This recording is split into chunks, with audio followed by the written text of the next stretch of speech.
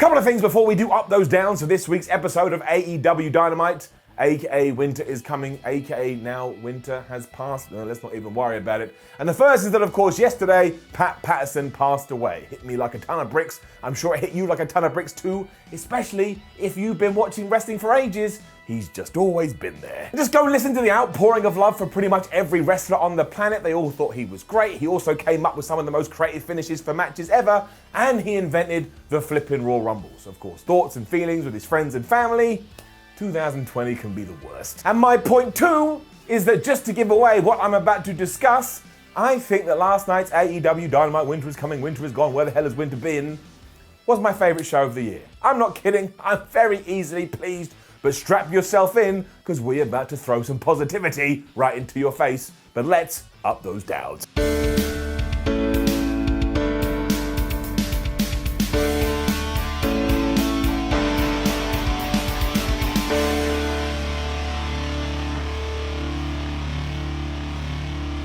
Am I an idiot? Well, yes. What I mean is, am I an idiot within the confines of the Diamond Royal Battle Ring? Because this did indeed kick off Winter is Coming, and we were told the rules were, whoever are the last two men standing, they will have a match next week, and whoever wins that will get the fancy jewelry. And I was like, did we do that last year? Have we even talked about this? The answer is most likely, yes, Simon, we did, but it really confused me once again because I'm a moron. Either way, up. But we cut to the ring and all the competitors were ringside, and the coolest part of all of this was the amount of subplots we had going on, because the Dark Order were cheering on Hangman Page. You had Sean Spears and Scorpio Sky just looking at each other like, yeah, we're not very fond, are we now? Let's have a big fight. And MJF was pretending that because Wardlow and Sammy Guevara were in there, well, we're just the boys, we're just the party trio, and as long as one of us wins, we all wins. He didn't mean that at all. Sky even eliminated Spears, so that feud has to continue too, and Sean was so mad about this, he went and talked to Daddy Tully Blanchard, who was in the crowd. He gave him the loaded glove, came back to the ring, punched Scorpio Sky right in the face, and Wardlow threw him out.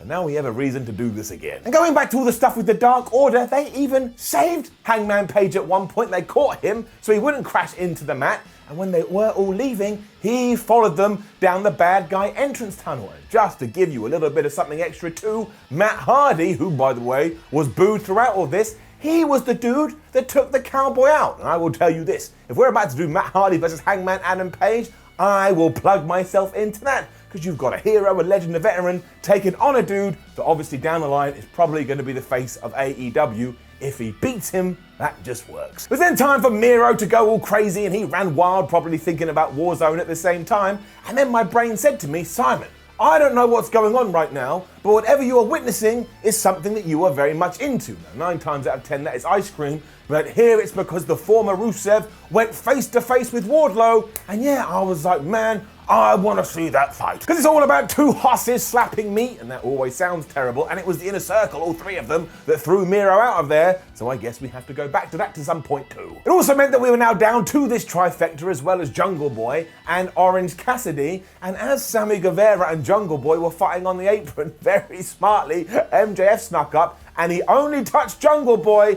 but it meant they both went out. And he did that with his hands, like, I didn't mean to do that. But once again, you know deep down, he absolutely did. It also meant that Maxwell and Wardlow for a brief second thought they'd won the thing, because they're a couple of idiots, and then they remembered that Orange Cassidy, the piece of fruit, although he had been chucked from the squared circle, he had gone through the middle rope or over the bottom rope, which doesn't count. So Wardlow went out the ring, he brought him back in, and he was not prepared for what was about to happen. Because Cassidy hit his orange punch on both of them, and then seeing Wardlow being all wibbly wobbly, he tucked him over the top, which means next week we are going to get Maxwell Jacob Friedman versus Orange Cassidy to see who is going to win the ring. And I tell you why I like this. If you go through the last 12 months, these two dudes have been on a tear. This felt like some kind of reward. I also want to see that fight. This was just happy days and good times all round. The best friends came out to celebrate afterwards, which of course infuriated Miro because he just wants his damn arcade machine back. And I really don't care what you do. If you want to give it to Orange Cassidy, great. If Maxwell wins it twice in a row, that's good for him too. And yeah, sure, I know. Having the whole, oh, I can't believe it, some person pretended to be thrown out, but actually he's not winning a battle royal, is a little bit of a wrestling trope.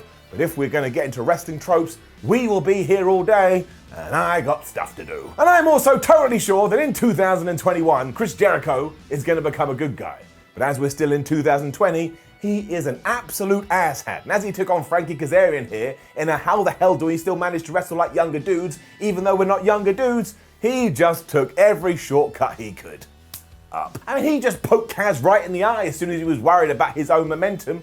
And when the SCU member got thrown to the outside, Jake Hager, Ortiz and Santana were there. Even when they got a sniff of an opportunity, they were just whipping his ass. I was yelling at the referee like, come on you fool, like when I have a conversation with my parents, and it all turned around when Jericho went for the lion salt, but Kazarian got out the way. And once again, Chris Jericho is 50, Kazarian is like in his mid-40s, they went to the top rope, and Kazarian hit him with a Spanish fly, which he calls like an avalanche flux capacitor, which of course is the greatest name in the history of everything. I thought that was going to have him, but instead it led to a near fall, and in no universe did I think we were going to start teasing the breakup of the Inner Circle, especially not on this show, because we had so much to do.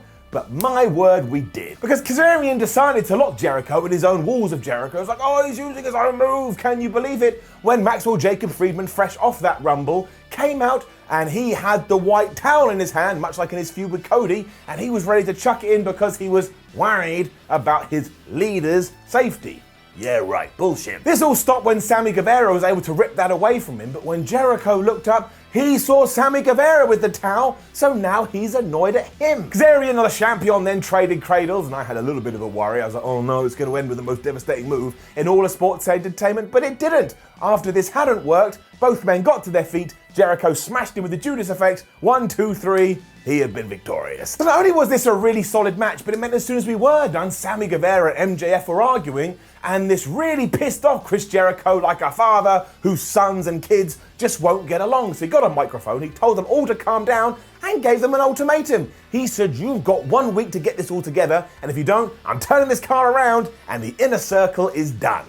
And I went, what? I thought the blow-off was going to be more around the time of the Revolution pay-per-view, but this has locked me in, and it's got me a little bit intrigued. Now, I'm sure they are all going to get on the same page, and I also think that MJF and Sammy Guevara are secretly in cahoots, and they're plotting against Chris Jericho, but honestly, as a fallout, especially one I didn't see coming, this really, really got me interested. Also, there's another wrestling trope. We could sort this out now, but I've decided that we'll wait until next week's television. And speaking of next week's television, we then had an interview with the Young Bucks, and a brand new tag team kinda emerged. Because they talking about how they're happy to face off against TH2, and if TH2 can win, then they can have a title shot when the Acclaimed, who you may recognize from AEW Dark, like I say, finally made their debut on AEW Dynamite. And if you don't know, this is Max Caster and Anthony Bowens, who have been quite prolific on that YouTube show, and then they proceeded to rap about the Young Bucks and how much they suck.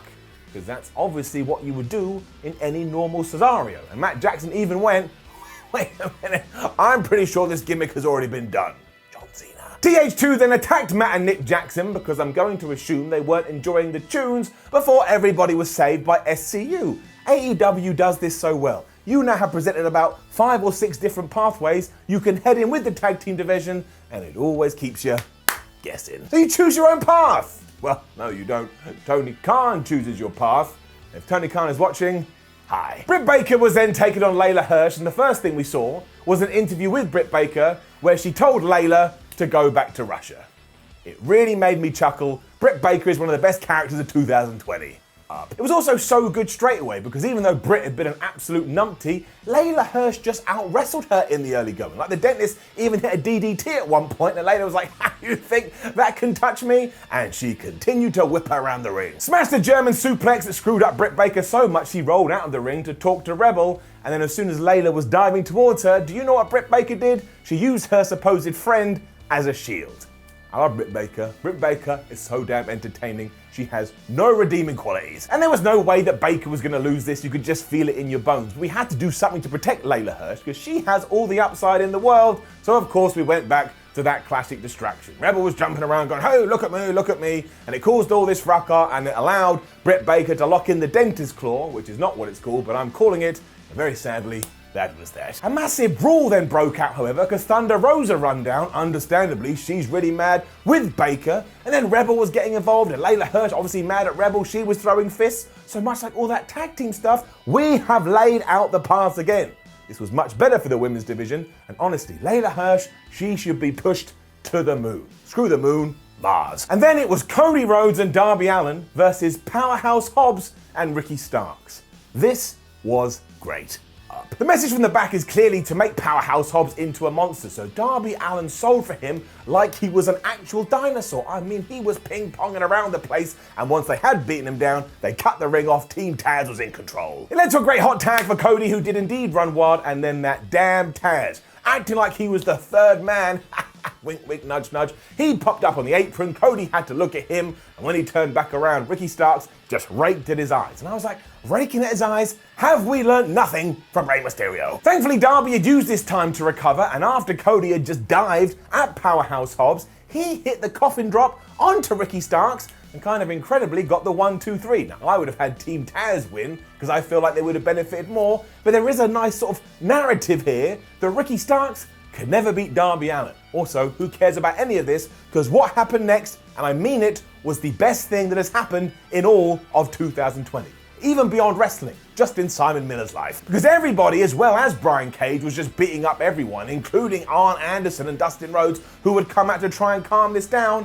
And just as Powerhouse Hobbs was about to smash Cody with the FTR title, the lights went out. I then think I spontaneously combusted with joy because we got some music which sounded eerily similar to things I've heard before, and then who came out of the flipping tunnel? It was Sting. It was Sting. He had his crow faceplate on, he had his bat. I honestly think I died. Maybe I did die, and this is the afterlife. It is pretty damn good. Much like in his peak in the late 90s, he didn't make anything clear. And instead, after he had chased off the bad guys, he went up to Arn Anderson and he looked at him. And then he went up to Dustin Rhodes and he looked at him. And then he went up to Cody Rhodes and he looked at him, and finally he laid his eyes on Darby Allin, and they had a proper stare-off. All the other three guys were like in fear in the corner. Darby Allin looked him right in the eye, and I was like, my word, in about 3 seconds you've made Darby Allin the biggest star I've ever seen in my damn life. That's hyperbole. It also meant he went through all the generations. He went 80s, 90s, now, and the future. And of course, as soon as this did happen, my Twitter timeline blew up with, well, if WWE did this,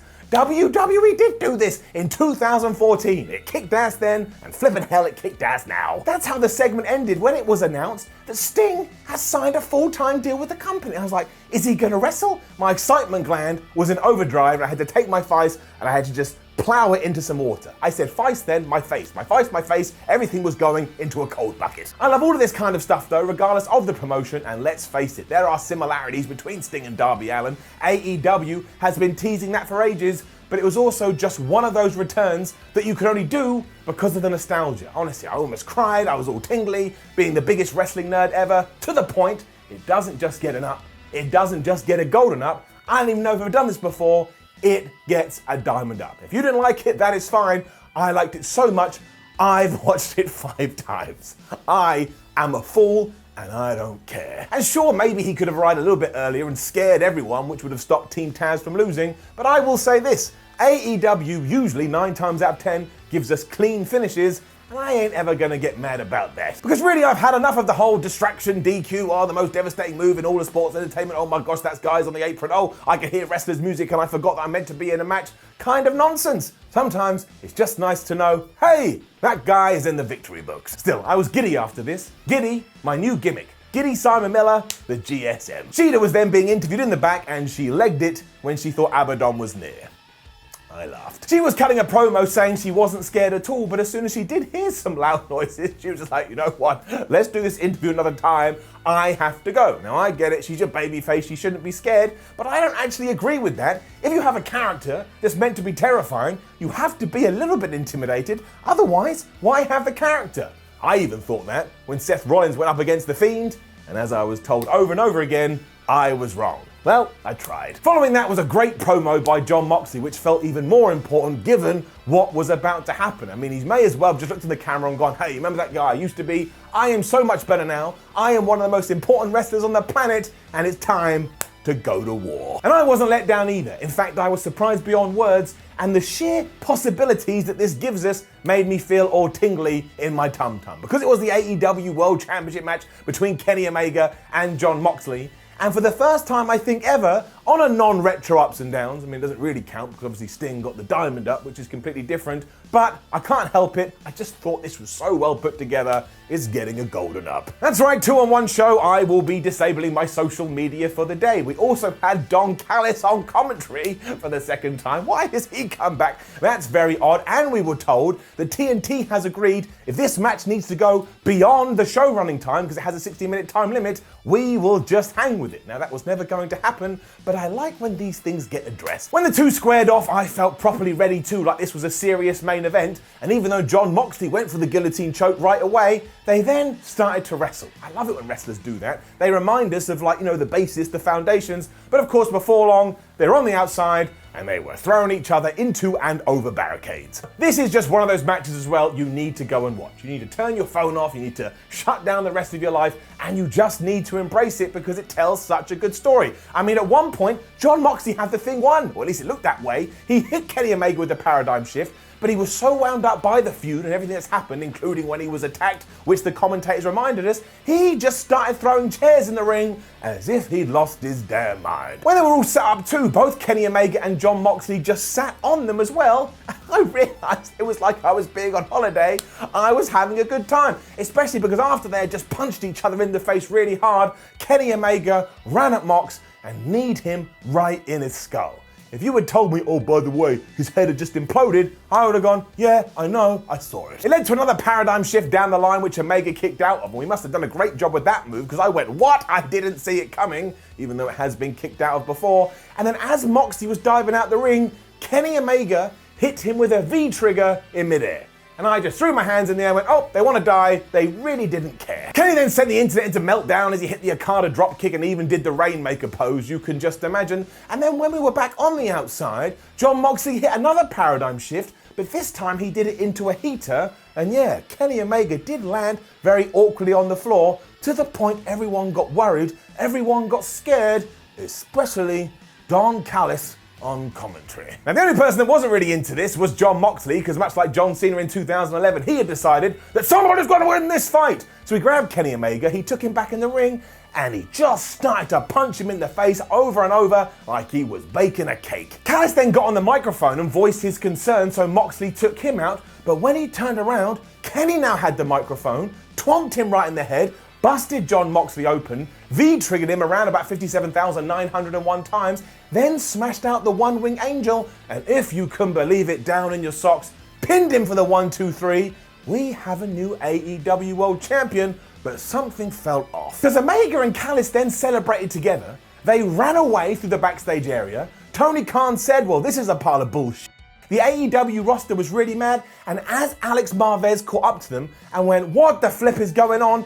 Don Callis said, I will tell you on Tuesday nights on Impact Wrestling. What the hell is going on? What the flub? I mean, I genuinely never saw this coming, and kind of explains why Impact blew through all that Johnny Bravo stuff as quick as we did. Also, some of the criticisms have been, well, what an overbooked mess. And it was overbooked, I mean, that was quite clear, but a mess, are you kidding me? What planet are you living on? Because it left me slack-jawed, it left me excited, it left me intrigued, it left me interested, it left me wanting to watch 2 wrestling shows next week. And isn't that what wrestling is meant to do? Isn't that what entertainment is meant to do? Leave you there scratching your head and getting all hyped up and ready for what's next? Of course. And also, this is such a bigger deal than Kenny Omega just beats Jon Moxley. That would have rocked, but is it going to get new viewers in? No, but you bring in the likes of Sting, you do things like this, you get people talking. That's how you grow. I will die on this hill. I thought it was Fabu. If you want to come at me, fine man, come at me bro. I've got fists, I'll knock you down. No, I won't, because we're not going to fight over pro wrestling. There's no point. But seriously, this was my favourite show of the year. I think I have to sit down and ponder over that, but I do know that it left me feeling all wahoo wahey. And when I feel wahoo wahey, overall, it can get it up. Now, don't forget to leave a comment below and let me know what you thought about Winter is Coming. My word, that's going to be fun. Like the video, share the video, and subscribe. Then head over to WhatCulture.com, read yourself some articles, follow WhatCulture on Twitter, WhatCulture WWE, and watch more videos here on WhatCulture Wrestling. My name is Simon from WhatCulture. Thank you for watching as always, and I love that Sting thing so much. I used to have face paint, but I couldn't find it. So instead, as a tribute, I've stuck some white pieces of paper to my face. That's all I've got. Like, I should have prepared for something like this, but I didn't. That's why I left this to the end of the video, because let's face it, it's pretty much the worst tribute ever. Either way, Sting, I flippin' love ya.